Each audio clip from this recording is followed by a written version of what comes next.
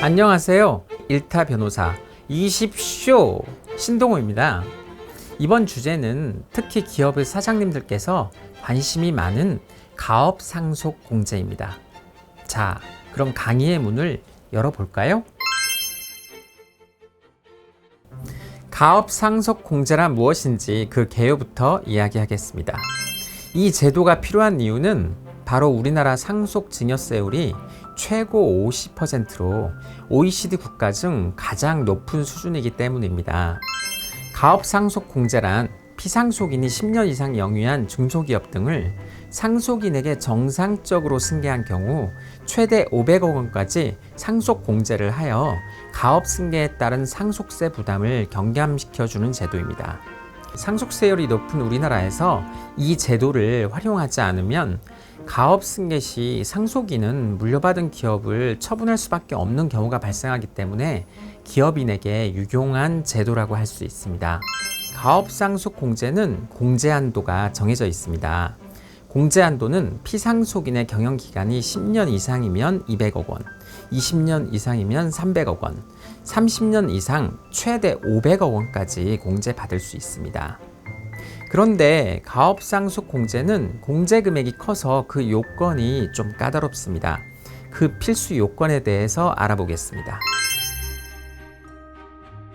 가업 상속 공제를 적용받기 위해서는 세 가지 측면에서 그 요건이 모두 충족되어야 하는데요. 첫 번째, 기업, 두 번째, 피상속인, 세 번째, 상속인 모두가 그 요건을 충족시켜야 합니다. 먼저 기업의 측면인데요. 그 요건이 두 가지로 나뉩니다. 첫 번째, 피상속인이 10년 이상 계속 경영한 기업이어야 합니다. 두 번째, 중소기업의 경우엔 자산총액 5천억 원 미만, 중견기업은 3년간 매출액의 평균 금액이 4천억 원 미만이어야 합니다. 그런데 가업상속 공제에 제외되는 업종이 있습니다. 예를 들자면 부동산 임대업, 부동산 공급업, 주점업, 학교나 학원, 골프장, 스키장, 게임장, 예식장업, 주차장업 등은 가업공제 대상에서 제외가 됩니다. 이번에는 피상속인 측면에서 살펴보겠습니다. 피상속인은 총 주식 지분의 50% 이상을 10년간 보유해야 하고 상장법인은 30% 이상을 10년간 보유해야 합니다. 재직기간은 다음의 세 가지 중 한 가지에만 해당되면 됩니다. 첫 번째, 가업 영위기간의 50% 이상을 대표이사로 재직한 경우, 두 번째, 10년 이상의 기간 동안 대표이사로 재직한 경우, 세 번째, 상속 개시일로부터 소급하여 10년 중 5년 이상의 기간을 대표이사로 재직한 경우, 이 세 가지 중 최소한 한 가지를 만족하면 됩니다. 상속인의 경우 충족 요건이 네 가지입니다. 상속인의 연령은 18세 이상이어야 하고 상속 개시일 전 2년 이상을 기업에 종사하여야 합니다. 그리고 신고 기한까지 임원으로, 신고 기한으로부터 2년 이내 대표이사로 취임하여야 합니다.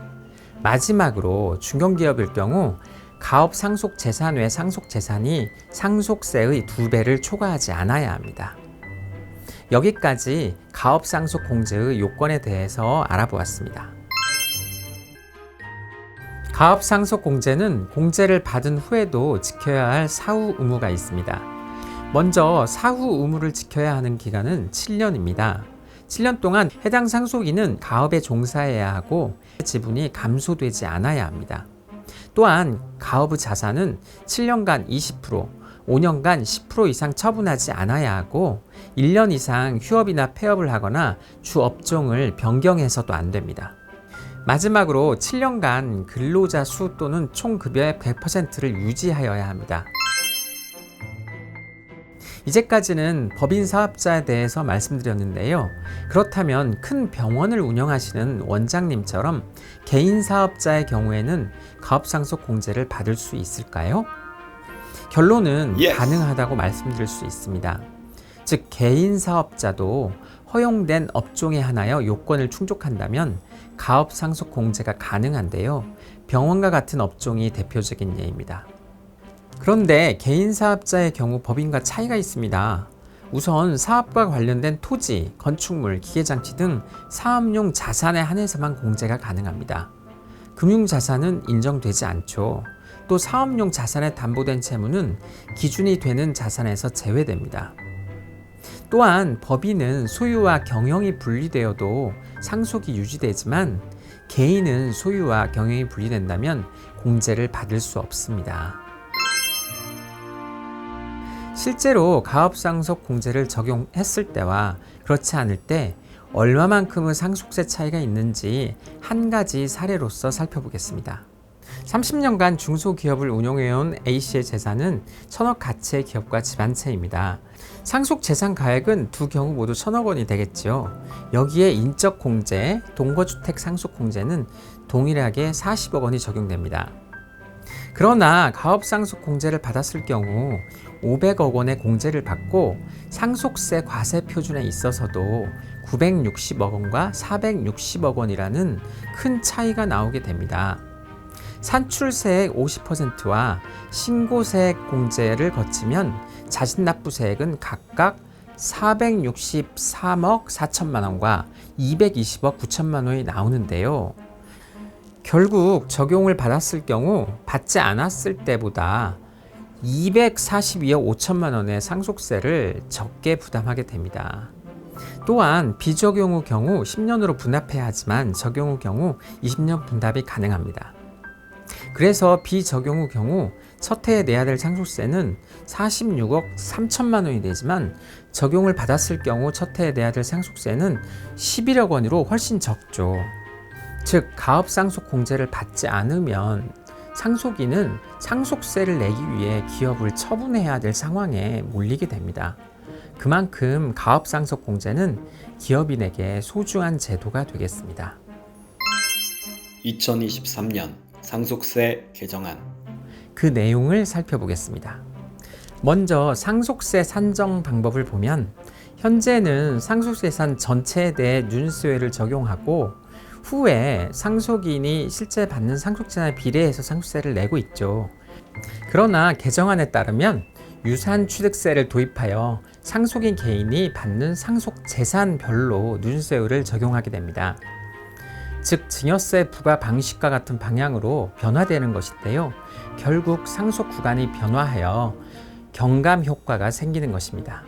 가업 상속 공제액은 최대 500억 원에서 최대 1,000억 원으로 변경됩니다.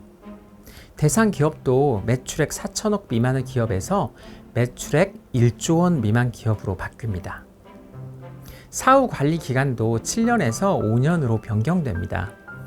현재는 사후 관리 기간 동안 주업종의 변경이 불가했지만 개정안에 따르면 표준산업 대분류 내에서 변경이 가능해집니다.